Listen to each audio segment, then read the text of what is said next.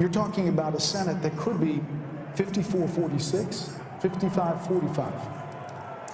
That wasn't in the cards. That wasn't on anybody's bingo card when you came into election night. But these candidates have all fought really strong races, and they have all closed in a very strong way. And in fact, many of them were sort of pulling into +5, +6 in just over the last 3 weeks. So it's a fascinating part of the story. Hopefully we'll be able to call some more of those soon. Former House Speaker Kevin McCarthy says with these coattails, you could see the House going Republican as well, and that would be a part of this story as well. Let's go back out to Trace Gallagher on the West Coast with his panel. Hey, Trace.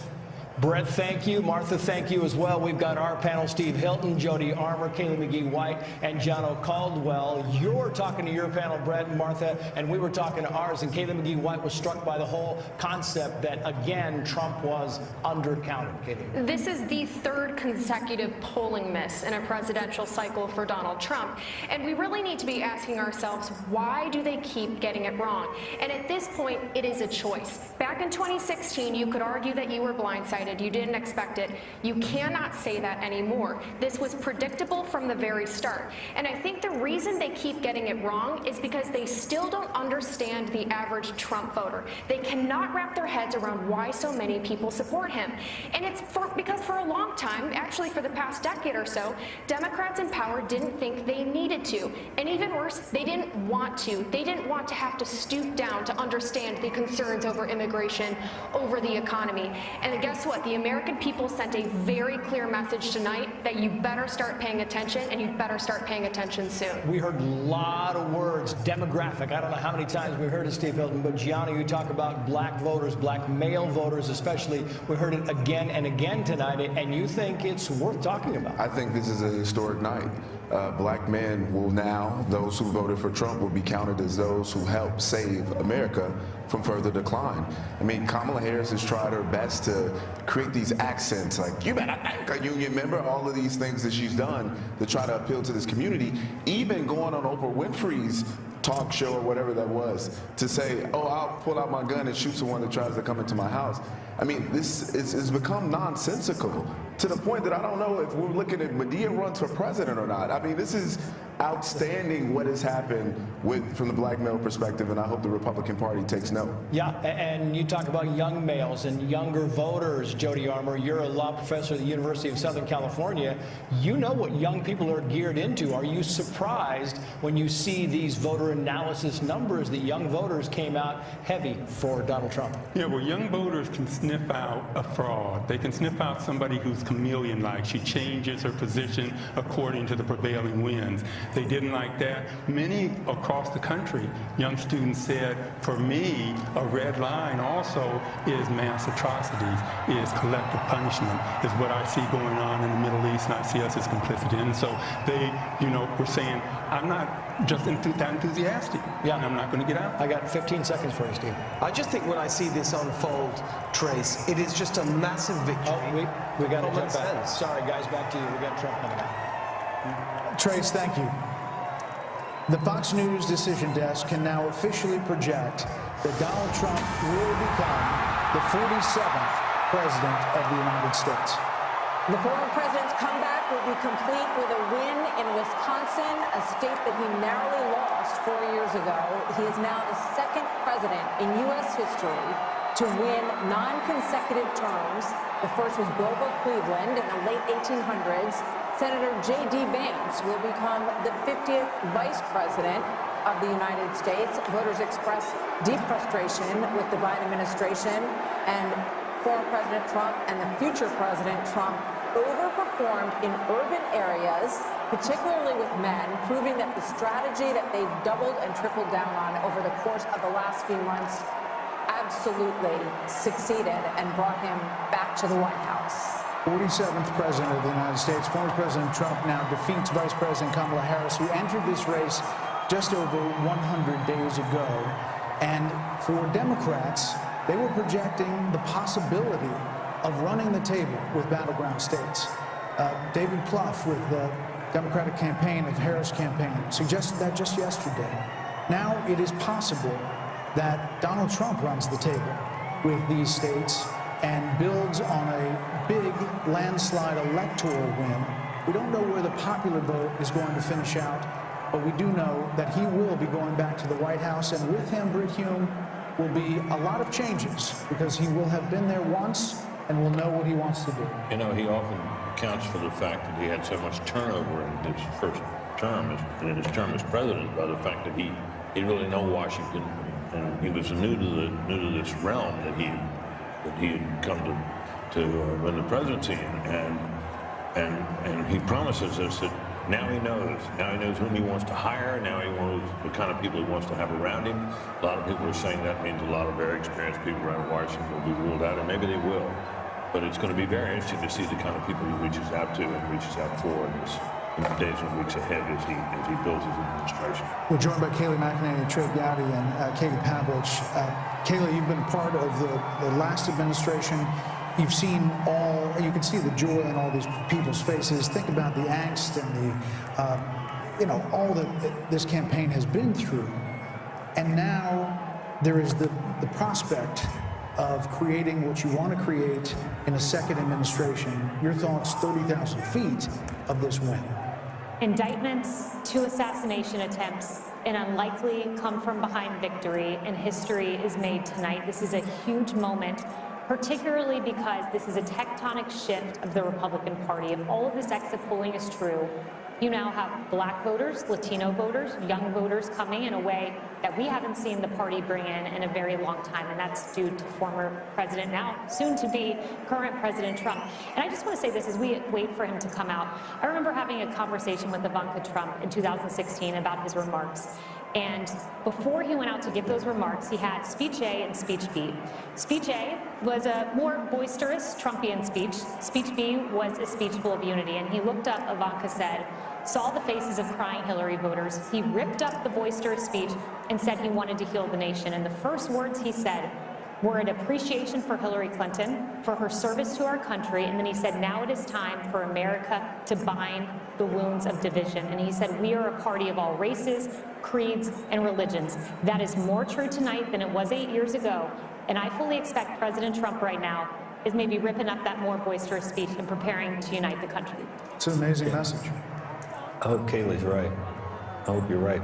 And we're gonna get a chance to see here in a minute. Trey Gowdy said something on your show the other day about how one of the things that you hope also is they're a little more prepared this time. They've got a great transition team, and they're going to need it. And I hope that there are a lot of people who want to go in and be helpful. Trey?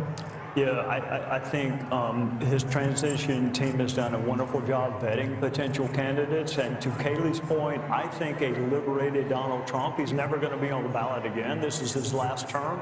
I think, Harold, he will surprise his detractors. I think he will be not anything like what his detractors have described him as being now that he is liberated. If I'm wrong, you can hold me to that. But I think he will, a liberated Donald Trump is going to shock his detractor. He has said that the assassination attempts had an impact on him. We saw him in many ways return to the very rough and tumble style that we've seen in Donald Trump towards the end of this. But now he will take the stage tonight as the next president of the United States, and he will not be able to run again. Yeah. And I think that is another liberating factor potentially for President Trump. Katie. We'll never underestimate the power of unfinished business. This is a president who has caught lightning in a bottle twice, and the second time around, he now has a MAGA mandate. He will have a Senate that he can use to push through his cabinet appointees, who can work with him on legislation, who could potentially replace a number of justices on the Supreme Court. He could build a wall. He could build a wall. He has a working group in Washington, D.C. We'll see what happens with the House, but he also has been working very hard on his transition, get the right people around him. He talks about the lessons he's learned about the first time in the White House. So this is a mandate tonight for him. And I think you should get a lot of credit for doing the work on the ground, going to these states to pull these Senate candidates across the line with him. Brit, what do you think the analysis is going to be? There's going to be a lot of time to digest all of this. We'll focus now on what the incoming president is going to say. What do you think the analysis is going to be on the Democratic Party and what went wrong? I think it's going to be agonizing. I think it's going to take a little while for consensus to form about what the party needs to do next, or what it did wrong this time. It'll be grudging at first. One can certainly imagine that, if the party were smart and shrewd political voices were heeded, that there'd be some major changes in their agenda and their approach in this. And you think of the issue sets that they've tried to run on against this man that failed. They need to reconsider all of that. And I think it'll take a while. Now, our colleague and friend Mark Halperin, who's been very astute this particular cycle, he thinks there's going to be blood in the streets and people are going to be hysterical. I hope not, but it could happen. Dana? I'm really looking forward to reading some of the stories, probably with a lot of anonymous sources amongst Democrats with the recriminations, and it's going to be fast and furious, and you will have people saying that Joe Biden should have dropped out the day after, not dropped out, but said he was not running for re-election on the day after that midterm in 2022, and either endorsed her or said, let there be a primary, and Dr. Jill Biden, there will be thoughts about her, and I wonder how chilly that White House is going to be for the next 90 days as they try to figure it out. And let me just say that as Vice President of the United States, Kamala Harris will certify the election results on January 6th. A lot of irony in that moment. Harold, your thoughts? This is how our country is organized, and it's a great education, I think, for people who had very high passions in this race. There are Democrats who were fervently for Joe Biden. He performed poorly during a debate, and the party switched to Kamala Harris, and there was genuine excitement, I think, built over a period of time. And some of that excitement was an aversion and almost a dislike and a disdain for Donald Trump.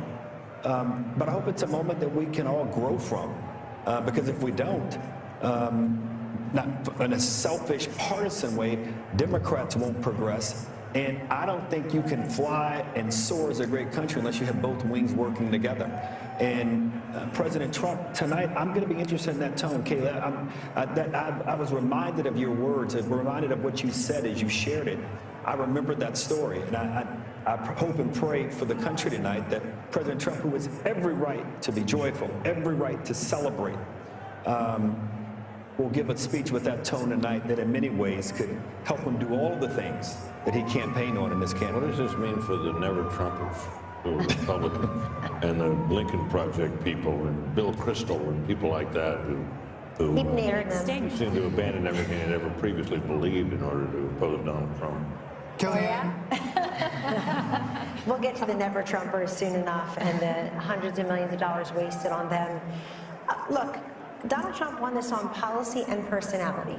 I don't want to be remiss here. He is talking about energy independence, manufacturing, an economy where everybody is working, no new foreign wars, getting out of the entanglements we currently have, respecting and resourcing law enforcement, border patrol, military.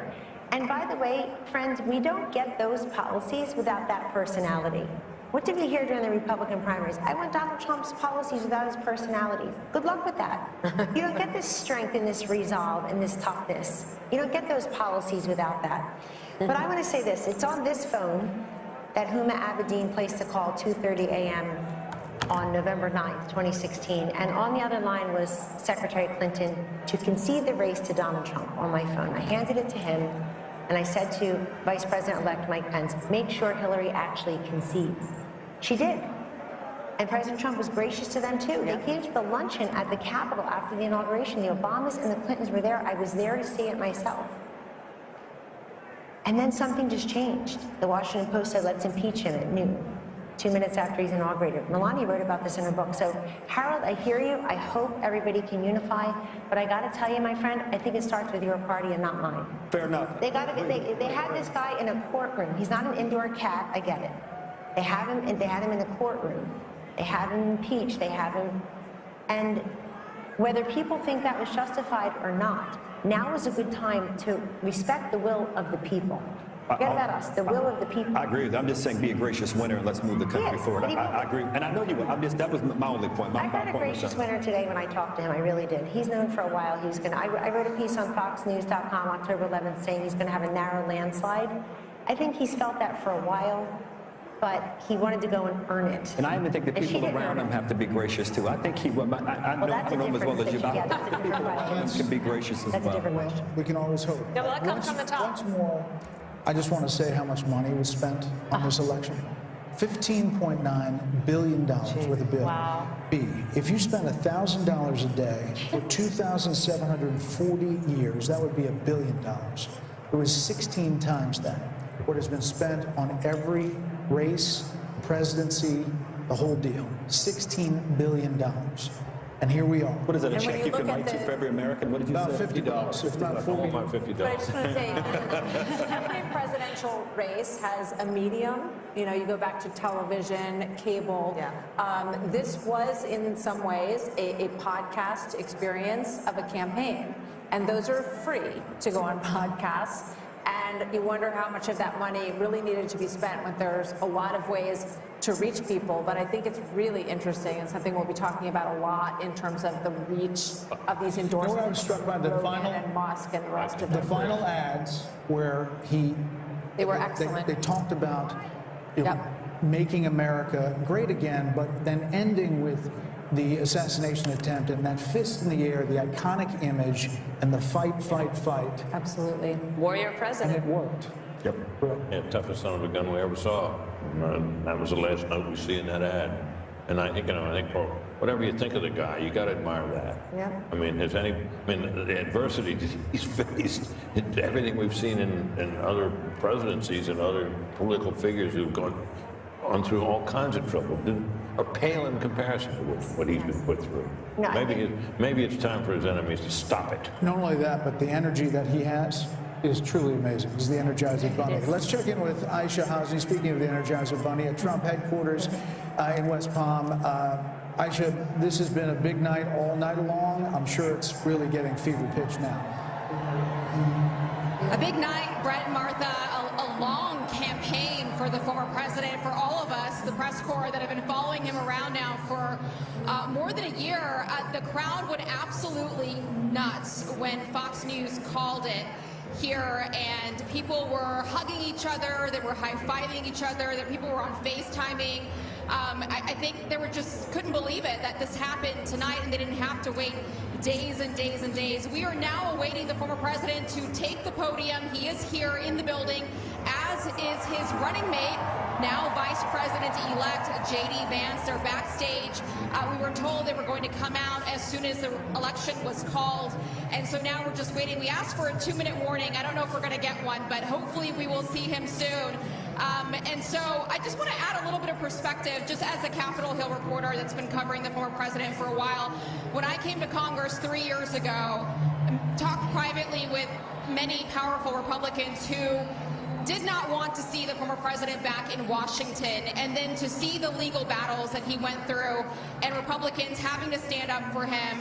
And then he went through the primary process. As Kellyanne Conway just said, he earned it state by state by state, and then came back to Washington in the spring and went to the RNC and claimed the nomination. This is the greatest comeback that I've ever witnessed personally myself. And so I look forward to seeing what he says to the country here tonight and to his supporters. Back to you. Aisha, thank you. The Harris team is now texting to say Vice President Harris will speak tomorrow, and that will be her response to the election results.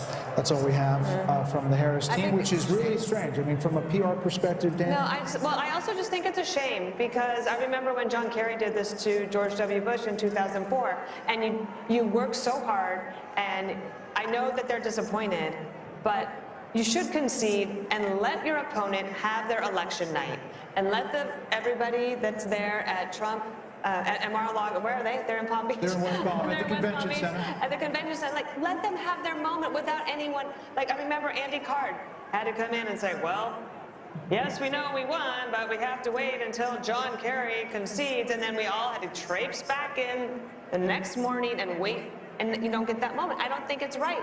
And that's not to say there's not going to be a phone call. There could be a phone call tonight, but she's not going to speak publicly. If there's a phone call, they have to make it public. And then nobody needs to hear from her. So if I were her, I would do it tonight. I mean, they had that whole setup in front of Howard. Yes, all of her people were already there. Everybody was there, and it does feel like you want to just collect the moment and do it the way that But they were holding out hope. They were holding out hope that the blue wall could somehow come together, but it's going to be a red wall. 90 minutes before that, they were told to go to bed. I got that text. 90 minutes before all of this, Jen O'Malley Dillon, the Harris campaign person, said everyone can go to bed and come back tomorrow.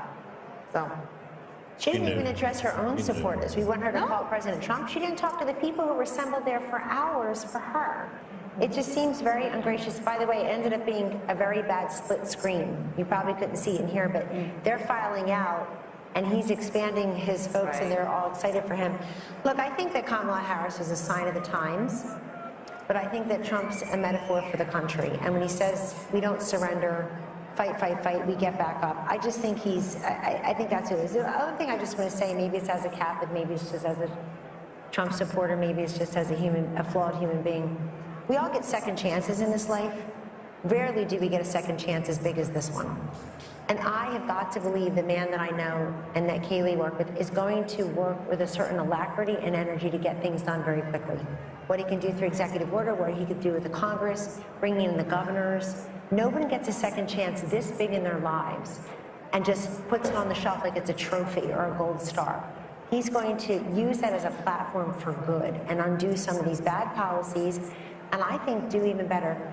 You know, these celebrities, these athletes, he's got job creators and innovators. He's got Elon Musk and Dana. He's got people who make stuff, who people say, wow, there's an American success story, and he's going to bring them aboard. So Vice President Harris has now encountered what is known as the Van Buren curse. It's the failure of the vice president to get to the presidency. Only two have done it, and that is Mark Van Buren in 1836 and George H.W. Bush in 1988. You know, the question is what the Republican Party looks like now. And Kayleigh, it's a multiracial party, to your point. It's working class, and maybe it's the future. I mean, it's Elon Musk. It is Joe Rogan and podcasts. It is, you know, there's an opportunity here on both parties to realign and change. There are going to be a lot of conversations that go on to that end. Who is the next standard bearer for president? Is it J.D. Vance? Is he the one who picks up the torch after a 4-year legacy-defining term with the success that Kellyanne's describing? Is it J.D. Vance that picks it up? There's going to be a conversation about ground game. I mean, Kamala Harris over the weekend, they were saying they were knocking 1,000 doors a minute, and I have no reason to doubt that. It was an extraordinary ground game, but do ground games matter as much as podcasts? As much as real, authentic, viral moments like President Trump on the garbage truck, or President Trump at McDonald's, these viral moments that really captured the attention of the nation. And what does the Republican Party look like going forward? It's a broad coalition. It's an exciting coalition, and I think if President Trump manifests that working man agenda, no tax on tips, no limit on credit card interest rate, that's a working man's economic agenda. And if he makes that happen in 4 years, this party may look like this for quite some time. You know, I'm struck when you're talking about the authenticity part of this, because when I think about him with the French fries at McDonald's and standing up with blood on his face, fight, fight, fight, you can't fabricate. No, consultant can create those moments, Trey. Those are organic and they are authentic. And I think that that is something that Kamala Harris fell really far short on in terms of the authenticity measure. Yeah, if you had told me that a billionaire from New York would be able to connect with middle America, I would have questioned that. To my friend, the gentleman from Tennessee, autopsies are painful, especially when the patient's still alive. I wonder what the Democrat Party is going to go through in the next weeks and months, because this was a loss that I don't think anyone saw coming, not to this magnitude. So what does the autopsy look like if you're a Democrat? It's painful, but you have to have one. How did you lose, and how did you lose this soundly? The easiest way to do it for them would be to simply say, if Joe Biden hadn't cloned and hidden clung to the job, clung to the nomination, and hidden his condition with a lot of help, they could have had an open nominating process and gotten a more attractive nominee who would have been freer to walk away from Biden policies and would have had a better shot. I mean, I think that's the easiest, simplest solution. But I'm not sure that's where they'll go. But that makes sense. I don't think you can pass over an African-American female, which is a very loyal constituency for the Democrat Party. I don't see how they could have passed over. But if he left the office and she'd run, she would have been put through a different process and would have had competition, and the whole thing would have been different. You know? But I mean, Harold, you have a Democratic Party that's pretty old. I mean, you have Nancy Pelosi and Chuck Schumer and Joe Biden. You know, you got Andy Beshear, you got Josh Shapiro, you got Gretchen Whitmer. That's a different kind of Democrat, and that is not the progressive Democrat that wins in a primary. So is it going to be a change in your party? Well, we nominated Bill Clinton and Barack Obama, who were not from the party. So I think we'll do that. Look, tonight, what happened this evening and what's happened over the last year has been described. There were those on this panel who didn't believe that this resurrection could have occurred. So if this can happen, things are possible in politics if you're willing to change and willing to have courage and determination. And whatever Democrats or anybody want to say about this guy who's been elected our president, he personifies that courage and determination and persistence. So I think, Trey, you were asking a serious question, and Britt gave a very serious answer. I think that's going to be part of the answer. And we've got to look long and hard about whether or not the way we campaign sometimes with identity politics, then at the end, is that the right way to do it? But before you get there, you got to get a purpose and a message. And we'll get there. We've got a long history of figuring these things out as a nation, as a party, and we'll figure it out this time. So the carnage speech got a lot of attention at the inauguration. Do we think that this speech, I was going way back. we're actually told that the teleprompters have been removed from the stage, so we could be in for a long haul here. We don't know. But what do you think? You know, he's coming, but there may not be. I'm saying he goes off the teleprompter anyway. But he, the other night at the Al Smith dinner, he was upset that there were teleprompters, because he doesn't want to use them. So. Right. So, Dana, what does this speech look like? This one right now? Yeah. I think look, I don't know. He's one of the most unpredictable people, too. So I think that's why we're all here, and I'm wide awake, and I've been awake for almost 24 hours now. And I am curious to see. I think I wasn't just thinking about this speech. I'm thinking about the inauguration speech, which would be 8 years since Carnage speech. He has a wide range of the types of speeches that he can give. If you think even within a speech, there's range. If you think about the RNC convention, it started off with like, oh, wow, yeah. And then after a while, it was like, wow, he's still talking. It was like so long, and it kind of got off script, and people thought, oh, he kind of lost opportunity. But he didn't. I think if you look at these people who would take off work, drive somewhere in the middle of the night to go and get in line, to wait for hours, to then stay at a rally for hours, and part of the things he has done as well is created this camaraderie amongst people so that you could go to a place where you're not afraid to wear your red MAGA hat, and you could say, I'm not the crazy one. I'm not the only one who thinks the way that I do. I can actually have friends, and that doesn't mean that there shouldn't be outreach to the other side. I believe in love thy neighbor. I love all of that. But he has created something special here, so I kind of want him to take a victory lap tonight. I don't think this is necessarily the moment for unity, especially when she won't even concede and give him the night to celebrate. Yeah. Kellyanne, you were looking at the popular vote. He's still up, and could finish up. And part of it is because he did run up the totals in places I was looking at, even the suburban counties in Pennsylvania. He was going to win them by significant double digits, but he won them that much more. I think running up the totals in Florida, which was a swing state not that long ago, over 1.1 million votes or so. Haley, right, your home state. And this is, look, I think that when the Democrats take a look at this candidacy, it's not going to be that she had too much time, not enough time. She's just a flawed candidate. She doesn't speak well. She doesn't work hard. I'm not being mean or partisan. I don't know why the country would have rewarded this candidate with the big job. when she couldn't make the case what she does as vice president that affects our lives in a positive way, she was given that opportunity. I personally would like to thank the women of The View tonight for asking this question, for having her on. Oprah, we see you, and so on and so forth. People who thought they were doing her a favor because they made her something she's not. It's the opposite for Trump. They make him something he's not. Take that one word, take that one line, take that cherry pick this, that, the other. You never get the essence. I go back, does everybody remember 5 years ago, so Laurel and Yanny, or what color dress? You hear Laurel, I hear Yanny. You see the blue dress, I see yellow dress. We were all looking at the same thing. That's the way Donald Trump is in this country. There are people who look exactly the same person, and they see two different vistas. I think it's time that we try to see one. Look, I don't know who said it earlier. I'm a little worried about the reaction of the Democrats and the Kamala people here. I'm very worried. I think that there are a lot of unhinged people across the political spectrum, and we gave very little quarter to how many anti-Kamala voters are out there. I don't want to hear the words racism and sexism. It's eyesight and hearing. We were listening and watching her.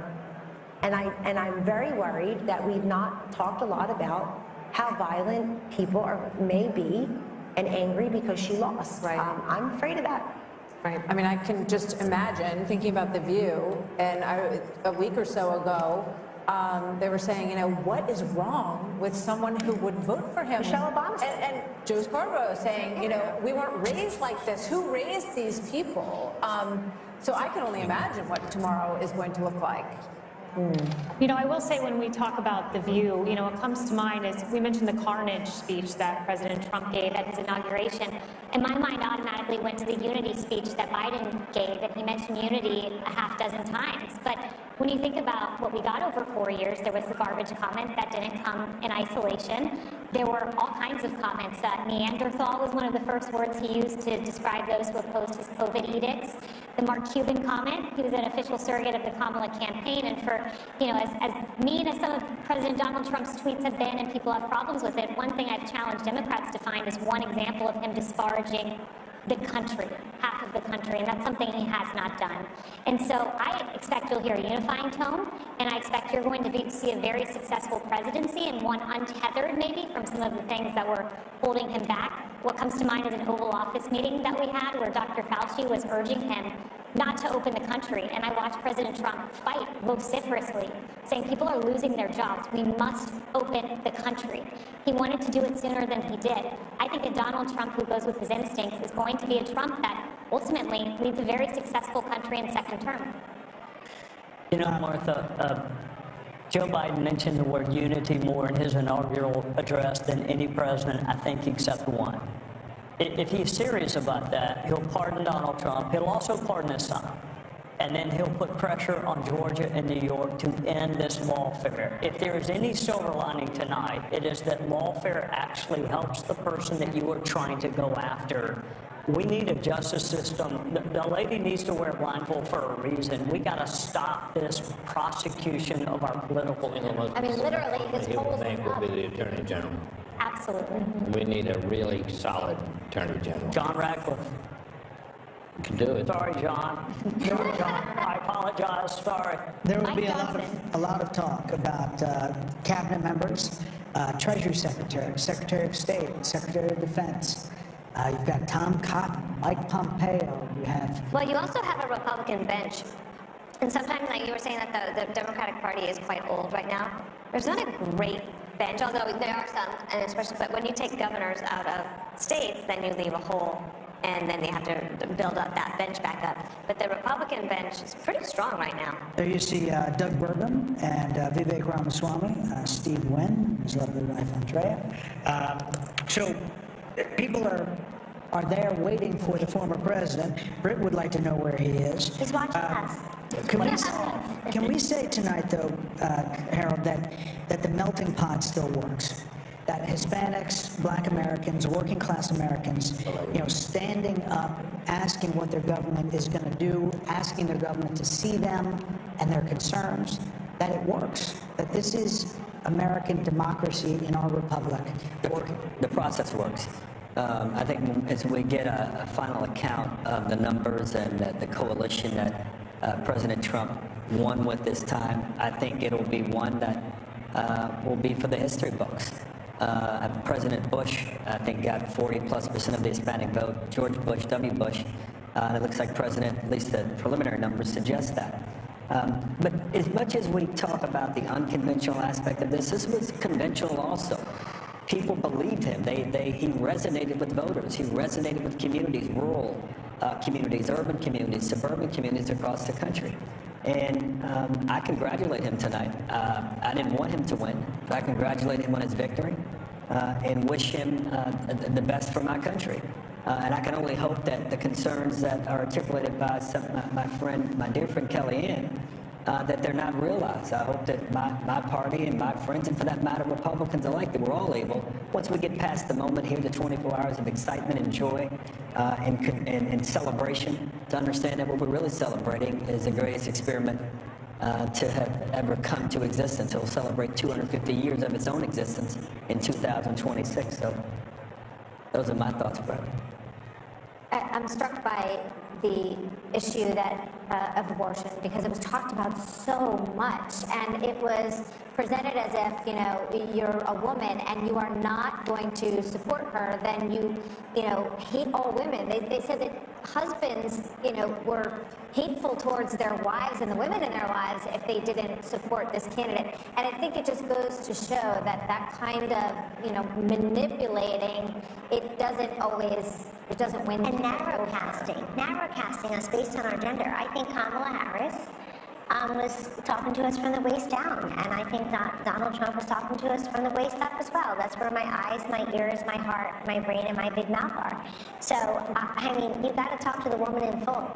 It's as if she doesn't know anything about the economy, or she doesn't care about what's going on in Ukraine or Israel or with Iran, or can't do the math on her grocery bill. It's an insult. Of course people care, but we care about many things. Just as we are not monolithic in life, we're not monolithic thinkers politically. But Martha, something else happened. They put these ballot initiatives on to try to gin up turnout for the Democrat. And they did that, and it kind of backfired. Look at this popular vote. And it backfired. The other thing is, if you've got 10 abortion ballot initiatives, you can vote your conscience on abortion, and you can vote separately or similarly for president. The presidential race was not a proxy for your position on abortion.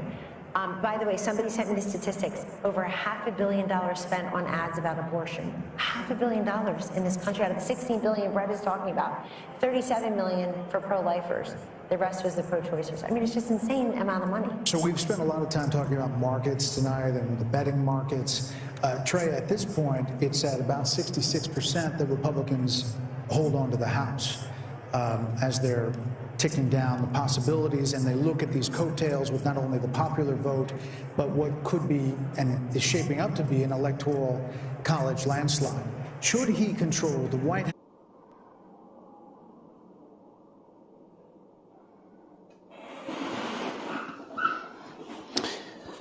Ողջույն հարգելի հեռուստադիտողներ, սիրելի հետևորդներ, ABC մեդիայի եթերում Միացյալ Նահանգների նախագահի ընտրության արդյունքների, նախնական արդյունքների հրապարակման ժամն է, վերջին մի քանի ժամվա ընթացքում ամբողջ աշխարհը սրտատրոփ սպասում է այս իրադարձությանը. Դուք հիմա էկրանին տեսնում եք Միացյալ Նահանգների նախագահ Դոնալդ Թրամփի աջակիցների եւ համակիրների հավաքը. Մենք ուղիղ ազդանշանը վերցրել ենք Միացյալ Նահանգների Ֆլորիդա նահանգից, որտեղ Թրամփի աջակիցները հավաքվել են եւ սպասում են արդեն հայտարարված ընտրված նախագահ Դոնալդ Թրամփի ելույթին.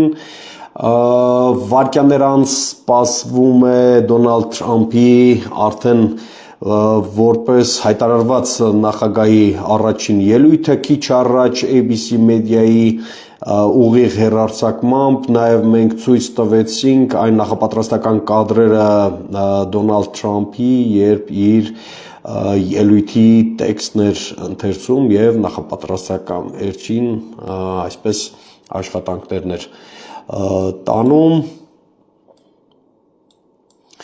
Եվ մինչև Դոնալդ Թրամփը կժամանի միջոցառման վայր, ամբիոնին կմոտենա եւ իր ելույթը կունենա, պարզապես վերջին արդյունքները մի փոքր հայտարարեմ եւ տեսնենք թե ձայների կամ քվեների ինչ համամասնությամբ է բաշխվել ընտրական կոլեգիայի ձայները։ Ես քիչ անց նաև կանդրադառնամ եւս մեկ անգամ մեր հեռուստադիտողներին կհիշեցնեմ, թե Միացյալ Նահանգներում նախագահի ընտրությունը ինչ մեխանիզմ է, ինչ կարգ է ենթադրում, թեև այդ մասին մեր գործընկերները երեք նախորդ օրը անցած մեկ շաբաթ 10 օրվա ընթացքում ամբողջությամբ ներկայացրել են ամերիկյան նախագահական համակարգի առանձնահատկությունները, գլխավոր երկու թեկնածուների, հանրապետական կուսակցության թեկնածու Դոնալդ Թրամփի եւ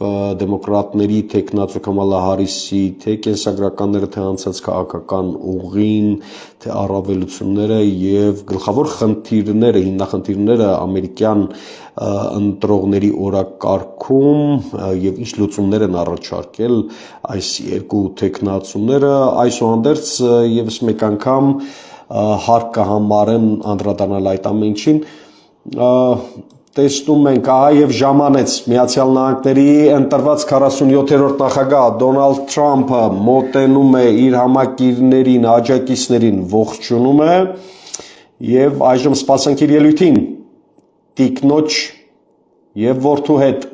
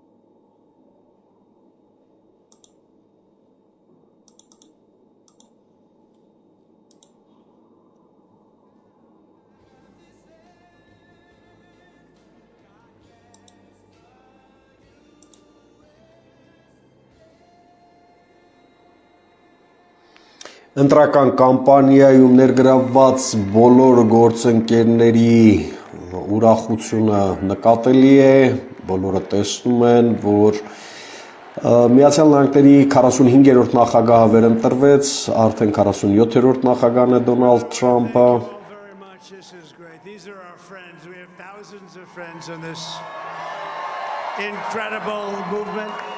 This was a movement like nobody's ever seen before. And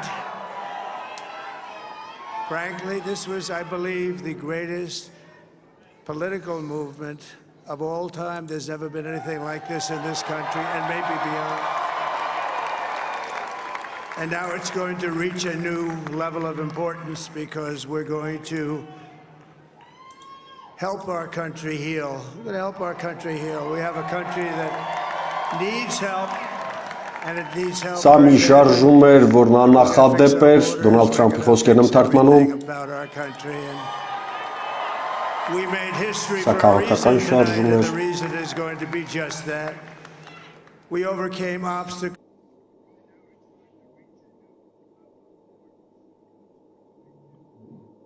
Եվ մենք Այսօրվանից արդեն նոր նվաճման են գնում, նոր քաղաքական նվաճում ենք արձանագրելու։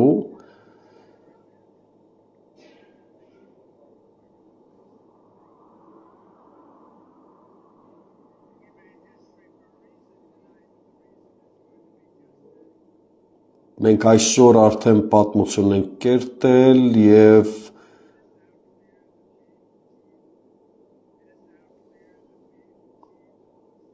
արդեն պարզ է, որ մենք այսօր նվաճել ենք այն ամեն ինչը, որ համարվում էր անհավանական, ահա տեսեք ինչ ենք իրականացրել։ Սա մի հաղթանակ է, որը մեր երկիրը սրանց առաջ չէր տեսել։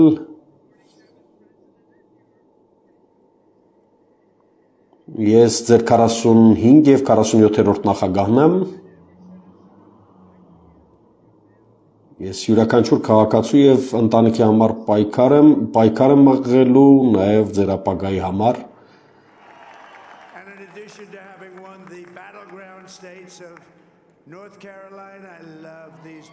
Ամերիկյան ոսկե դարաշրջանն է լինելու այս ընտրությամբ։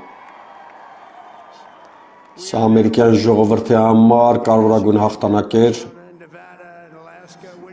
Միացյալ Նահանգները դարձյալ հզոր պիտի դարձնենք։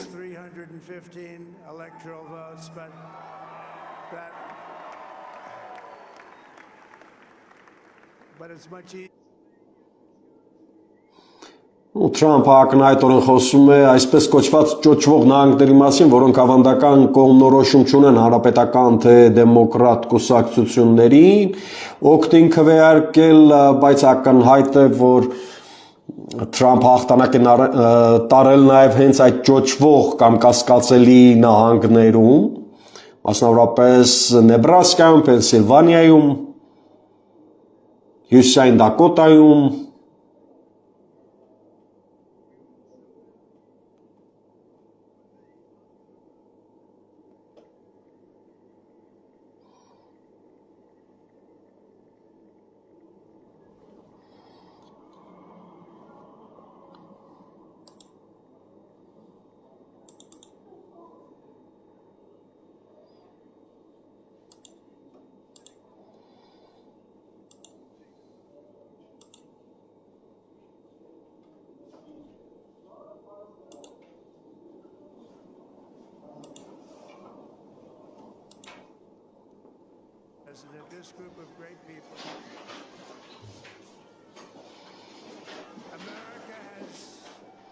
Շնորհակալություն է հայտնում Թրամփը իր թիմակիցներին, որոնք այսքան ժամանակ իր հետ միասին կրեցին պայքարի ծանր բեռը։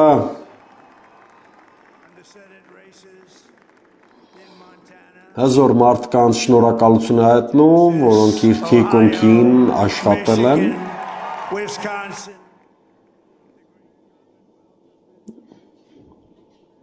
Խոսում է այդ թիմակիցների կամային բարձր հատկանիշների մասին և պրոֆեսիոնալիզմի մասին, մարդիկ, որոնք իր թիկունքին կանգնեցին այս հաղթանակը իրականացնելու Տեխասից մինչև Օհայո, Միչիգան, Վիսկոնսին, թվարկում է այն բոլոր նահանգները, որտեղ հանրապետականները հաղթանակ տարան։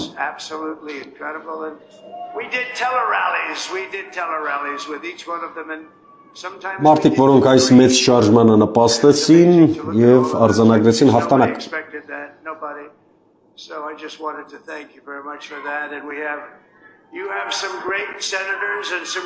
Անհավատալի համարում նաև դրական իմաստով Սենատում հանրապետականների վրա անցած հաղթանակը, հարկ եմ համարում նշել, որ 538 տեղերից հանրապետականները արդեն մեծամասնություն են կազմել կոնգրեսի երկու պալատներում վերին և ստորին ներկայացուցիչների պալատում և սենատում տարբեր լրատվականներ, որոնք հետևում են այս արդյունքների հրապարակմանը, 100-երորդական տոկոսներով տարբեր տվյալներ են հաղորդում իհարկե, բայց 51%-ից ավելի, այսինքն 51 սենատորից ավելի հանրապետականները կարողացել են ձեռք բերել արդեն սենատում, քվեարկությունը բնականաբար դեռ ընթանում է կոնգրեսի ներկայացուցիչների պալատի, ստորին պալատի մասնակի ընտրությունների հետ կապված, որտեղ տարբեր լրատվամիջոցներով բնականաբար հաղորդվում է հանրապետականների մեծամասնություն ձեռք բերելու մասին։ Նա իր կնոջը նաև շնորհակալություն հայտնում նախագահ Թրամփը այս ամբողջ ընթացքում դες սատար կանգնելու համար, շնորհակալություն հայտնում նաև իր ընտանիքին եւ ընկերներին, գործընկերներին։ My father-in-law Victor is tremendous, and we miss very much Melania's mother, Amalia. We miss Amalia, don't we? Huh? She would be very happy right now, standing on this stage. She'd be so proud. She was a great woman, that one. Beautiful inside and out. She was a great woman. I want to be the first to congratulate. Մելանիայի մայրիկին Ամալիային նույնպես շնորհակալություն է հայտնում։ Բեմում է, բեմի վրա է գտնվում։ Դիֆերանտներ է հյուսում իր կնոջ մայրիկի Հասցեին։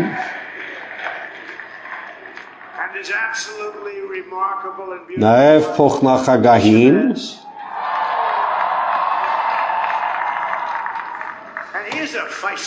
Fox News-ը հայտարարում է, որ պահանջված 270 քվեներից Ցենտրական կոլեգիայի Դոնալդ Թրամփին արդեն հաջողվել է 277 քվե ձեռք բերել, ինչը աներկբա է դարձրել նրա հաղթանակը բնականաբար։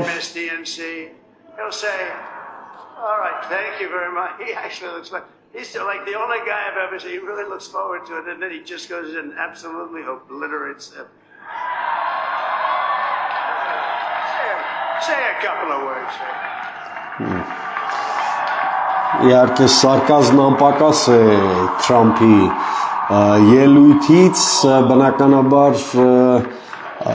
խոսում է նաև քաղաքական հակառակորդների, դեմոկրատների ճամբարում տեղի ունեցած սխալների, գրանցված սխալների մասին, փոխնախագահի առավելության մասին է խոսում եւ ասում էր, որ կարելի է պարզապես դրվատանքով խոսել փոխնախագահի կատարած աշխատանքի մասին,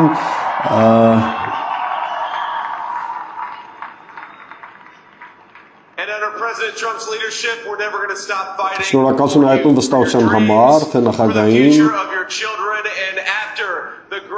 եւ այո քաղաքական comeback է, քաղաքական վերադարձ է սա, որը պատմության, ամերիկյան պատմության ընթացքում ամենադեպս վերջին 20 տարվա ընթացքում չի կրկնվել։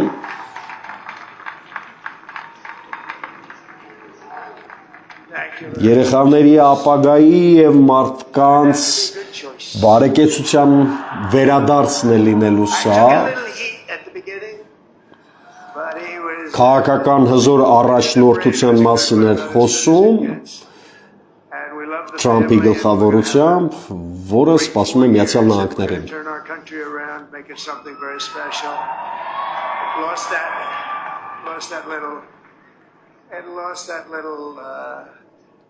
That little thing called special, we have to make it so. We're going to make this so great. It's the greatest country and potentially the greatest country in the world. Բավական հետաքրքիր է Թրամփի խոսույթը, ընդհանրապես պահպանողական խոսույթ է, նկատած կլինեք 4-5 նախադասության մեջ անպայման մի ռևերանս, մի ակնարկ պիտի անի ընտանիքի արժեքների եւ հավաքական, այսպես հաղթանակներ գրանցելու անհրաժեշտության մասին, դա բնականաբար հանրապետական կուսակցության պահպանողական բնույթից եւ գաղափարախոսության էությունից է գալիս։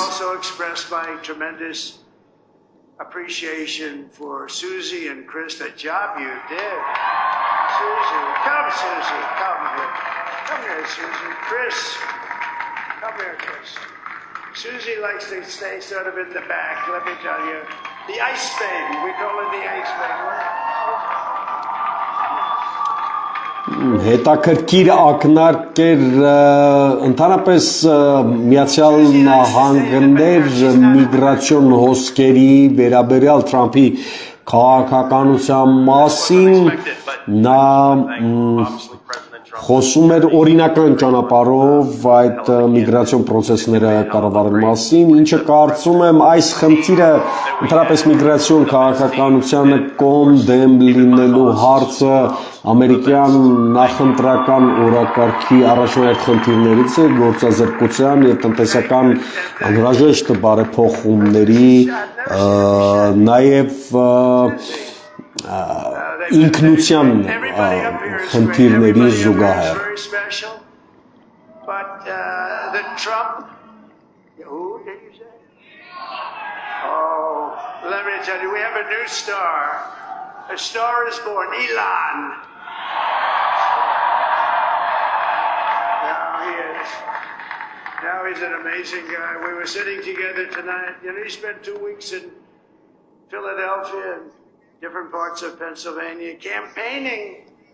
You know, he sent the rocket up 2 weeks ago. And I saw that rocket, I saw it coming down, I saw it, when it left it was beautiful, shiny white. When it came down, it didn't look so pretty. It was going 10,000 miles an hour and it was burning like hell. I said, what happened to your paint job? He said, we've never made a paint that could withstand that kind of heat. And, but I saw it come down and turn around. And it was, you know, it's like 22 stories tall, by the way. Ներ ամերիկյան այսպես շատ սոցիալական թեմաների վերաբերյալ Թրամփի մեկնաբանությանը չեմ կարծում, որ Հայաստանի հեռուստալսարանի մեծ հաշվով կհետաքրքրի այն, բայց ես այս առիթը օգտագործեմ ընդամենը տվյալները թարմացնելու եւ ներկայացնելու, թե Դոնալդ Թրամփը, որ նահանգներում է հիմնականում հաղթանակ տարել, ուրեմն հյուսիս-արևմուտքից գամ, Մոնտանա նահանգում, Իդոհա նահանգում, հյուսիսային Դակոտա, հարավային Դակոտա, Յոմինգում, Յուտայում, Նեբրասկայում, ինչպես նշեցի, Իոուայում է հաղթանակ տարել, Կանզասում, Միսուրի, Օկլահոմա, Տեխաս, Լուիզիանայում, Արկանզասում հաղթանակ է տարել, Միսիսիպիում, Ալաբամայում, Ջորջիա նահանգում, Ֆլորիդա նահանգում, հարավային Կարոլինայում, հյուսիսային Կարոլինայում, Կենտուկիում, Ինդիանա, Օհայո, Պենսիլվանիա, որը ինչպես նշեցի ճոճվող նահանգներից են, ինչպես նաև Արևմտյան Վիրջինիայում, ի տարբերություն Հարիսի, որը դարձյալ արևմուտքից գամ նահանգներից, Վաշինգտոն, Օրեգոն, Կալիֆոռնիա, Նյու Մեքսիկոյում է հաղթանակ տարել, Կոլորադոյում, Իլինոյսում, Նյու Յորքում ամենամեծ նահանգներից մեկը, Վիրջինիայում, Մերիլենդում, Նյու Ջերսիում, Մասաչուսեթսում է հաղթանակ տարել, Կոնեկտիկուտում և Նյու Հեմփշիրում, չմոռանա նաև Վերմոնտում։ Կան նաև այլ ճոճվող նահանգներ, որոնք ավանդաբար չեն կողմնորոշվում իրենց ընտրության հարցում, ընտրարշավ է լինում, երբ մեծամասնությունը հանրապետականներին է ընտրում կամ դեմոկրատներին, այդ նահանգներն են Ալասկան, Նևադան, Արիզոնան, Վինկոնսինի և Միչիգանը, այս պահի դրությամբ ավելի շատ դրանք վարդագույն նահանգներ են, այս 7 նահանգներ, որտեղ Թրամփն է ավելի շատ հաղթանակ տարել։ What the hell is it? He said, it's a communication system that's very good. I said, Elon, they need it really, really badly in North Carolina. Can you get it? He had that there so fast. It was incredible. So, and it was great. It saved a lot of lives. He saved a lot of lives. But he's a character. He's a special guy. He's a super genius. We have to protect our geniuses. We don't have that many of them. We have to protect our super geniuses. I want to thank some of Թրամփ խոսում է իր եւ աշխարհի մեծահարուստներից Իլոն Մասկի զրույցի մասին, որը վերաբերում է այս ընտրական գործընթացում Մասկի նույն Թրամփին աջակցելուն։ Չմոռանանք, որ Իլոն Մասկը ընտրաշաբի սկզբից հայտարարել էր, որ աջակցում է Դոնալդ Թրամփին եւ նույնիսկ երեք նախընտրական վերջին օրը հայտարարել էր, որ եթե Թրամփը չընտրվի, ապա դա լինելու Միացյալ Նահանգներում ընտրությունների վերջին փորձը առհասարակ։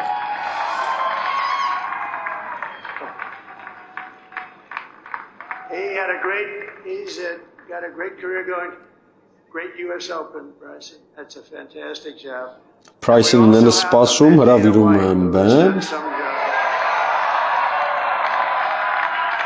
Կարևոր աջակիցներից է եղել ամբողջ ընթացքում Դոնալդ Թրամփին։ So Dana started UFC and came to me, do you mind if I use your, nobody wanted to give him Marines because they said it's Շնորհակալություն հայտնում։ And I helped him out a little bit and I went. Տարբեր սոցիալական շերտերի ներկայացուցիչներ եւ հատ նրանց ներկայացնում է նախագահ Թրամփը եւ ներկայացնում թե ինչ ներդրում են ունեցել առհասարակ այս նախընտրական մրցավազքի ժամանակ։ It's become one of the most successful sports enterprises anywhere at any time. It's doing so well. I'd like to ask Dana just to say a couple of words because people love to hear from him. Ես բնականաբար այս կենցաղային զրույցները չեմ թարգմանում, որովհետև չեմ կարծում, որ դա մեր հեռուստատեսարան մեծ հաշվով ինչ որ բան է ասում, ավելի շուտ սպասում ենք քաղաքական այն գլխավոր մեսիջներին, որը տալու է խնդրահարույց հարցերի վերաբերյալ։ People. This is karma, ladies and gentlemen. He deserves this. They deserve it as a family. I want to thank some people real quick. I want to thank the Nell boys, Aiden Ross, Theo Vaughn, also with the boys, and last but not least, the mighty and powerful Joe Rogan. Բնականաբար դրվատանքով է խոսում նախագահ Թրամփի գործունեության մասին եւ ասում է, որ նա շատ արժանավայել է վաստակել այս ամբողջ պայքարը։ He's really an amazing guy, but most of all I want to thank the millions of hardworking Americans across the nation who have always been the heart and soul of this really great movement. Բլից ելույթներ, շատ կարճ ելույթներ, որոնք շնորհակալության, երախտիկի եւ դրվատանքի տեսքով են դրսևորվում։ This was something special and we're going to pay you back. We're going to do the best job. We're going to turn it around. It's got to be turned around. It's got to be turned around fast and we're going to turn it around. We're going to do it in every way, with so many ways, but we're going to do it in every way. This will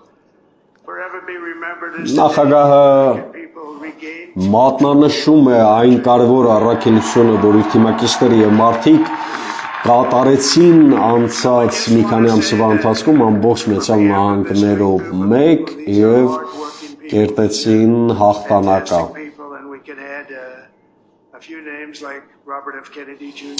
Եվ շատ կարևոր հայտարարություն Միացյալ Նահանգների բնակչությունը կրկին վաստակեց երկիրը ղեկավարելու իրավունքը։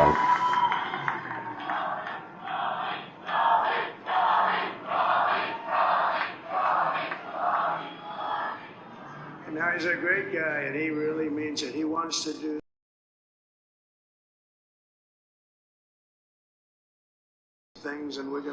Բավական այո հետաքրքիր է, որ նաև Թրամփը շնորհակալություն է հայտնում Ռոբերտ Քենեդին, որը նույնպես այս ընտրական մրցաշարի պայքարի մասնակիցներից է եւ վերջին տվյալներով ավելի քան 250,000 քվե է կարողացել ձեռք բերել։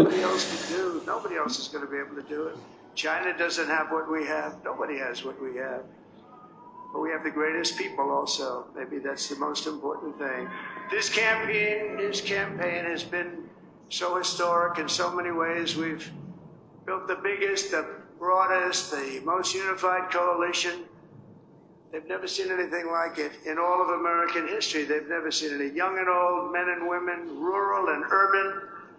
And we had them all helping us tonight, when you think. I mean, I was looking at it, I was watching it. They had some great analysis of the people that voted for us. Nobody's ever seen anything like that. They came from all corners, union, non-union, African American.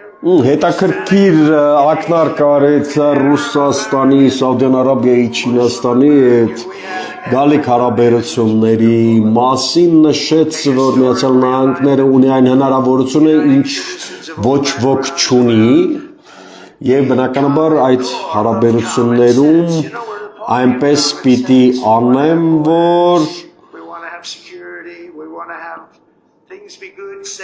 դրանք դրական անդրադառնան ամերիկյան ժողովրդի եւ տնտեսության համար. We had no wars except we defeated ISIS. We defeated ISIS in record time, but we had no wars. They said, "You will start a war." I'm not going to start a war. I'm going to stop wars. But this is also a massive victory for democracy and for freedom. Together we're going to unlock America's glorious destiny. We're going to achieve the most incredible future for our people.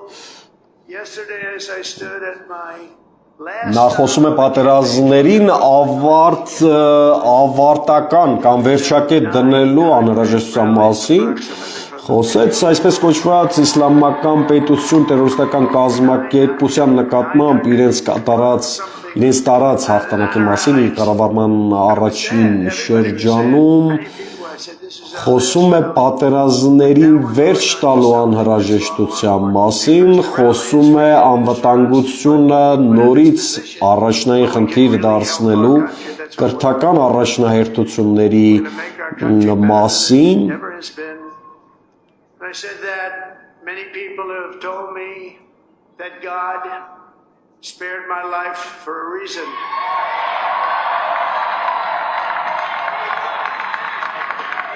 And that reason was to save our country and to restore America to greatness.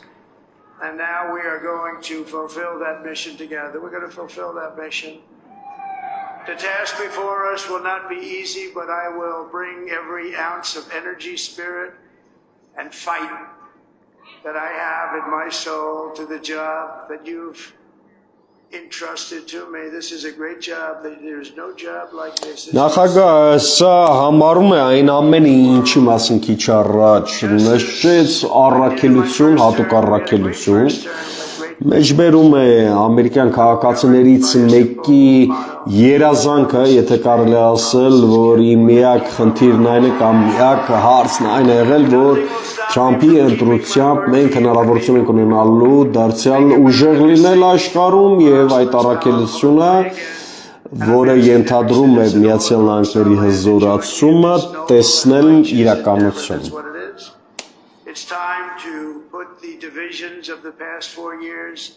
Ինձ ոչ ոք չի կարող հետ մղել իմ տված խոստումներից, ես խոստացել եմ, որ Ամերիկան պիտի դառնա աշխարհի ամենահզոր, պիտի վերադարձնի կամ վերականգնի իր հզորությունը, եւ ես դա անելու եմ.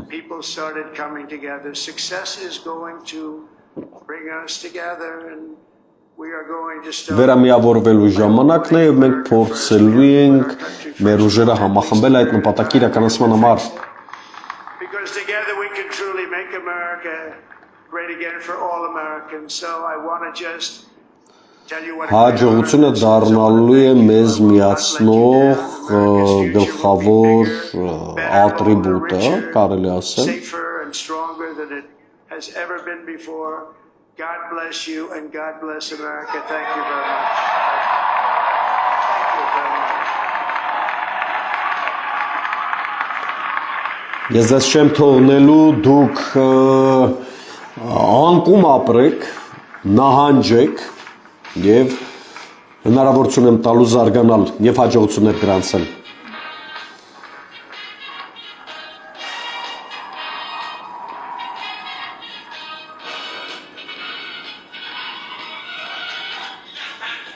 Եվ այսպես Դոնալդ Թրամփը Միացյալ Նահանգների 47-րդ նախագահը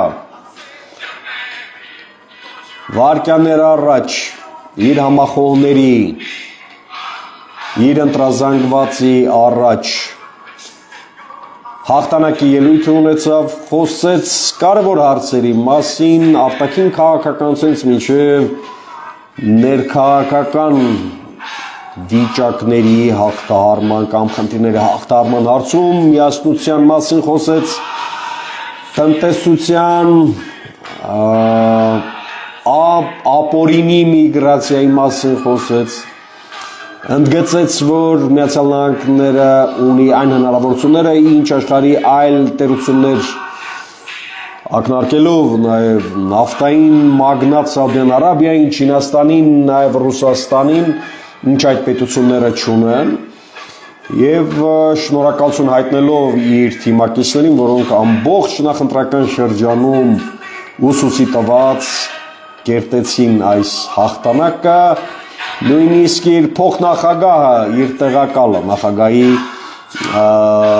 փոխնախագահը հայտարարեց, որ սա քաղաքական եզակի comeback է կամ եզակի վերադարձ է, որին Միացյալ Նահանգները վերջին տասնամյակներում ամենայն դեպս ականատես չէր եղել, եւ իրենք ամեն ինչ անելու են, որպեսզի ապահովեն հաջողության անվան շուրջ կոնսոլիդացիա համախմբում ամերիկացիների եւ Make America Great Again Միացյալ Նահանգները դարձյալ հզոր դարձնելու կարգախոսը փորձել են իրականացնել։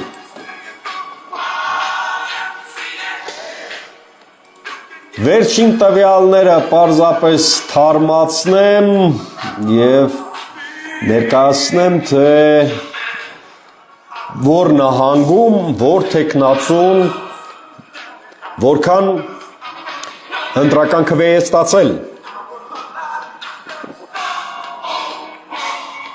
Եվ այսպես Հանրապետական կուսակցության տեխնացու Դոնալդ Թրամփը 68,487,366 քվե կամ ընտրելու իրավունք ունեցողների, քվեարկելու իրավունք ունեցողների 51,2%-ն է այս պայդրությամբ ստացել։ Քամալա Հարիսը դեմոկրատական կուսակցության տեխնացու ընտրական կոլեգիայում 224 քվե, ընդհանուր քվեարկելու իրավունք ունեցողների 63,664,676 կամ 47.4%։ Հարկ եմ համարում նշել, որ այս ընտրություններին մասնակցում են նաև երկու տեխնացուներ Ջիլ Ստեյնը կանաչ կուսակցությունից, որ նստացել է 568,959 ձայն կամ ընտրելու իրավունք ունեցողների 0.4%-ը եւ Ռոբերտ Քենեդին, Բոբ Քենեդին, որի մասին քիչ առաջ խոսեցի, որ նստացել է արդեն 55,831 կամ դարձյալ ընտրելու քվեարկելու իրավունք ունեցողների 0.4%-ը։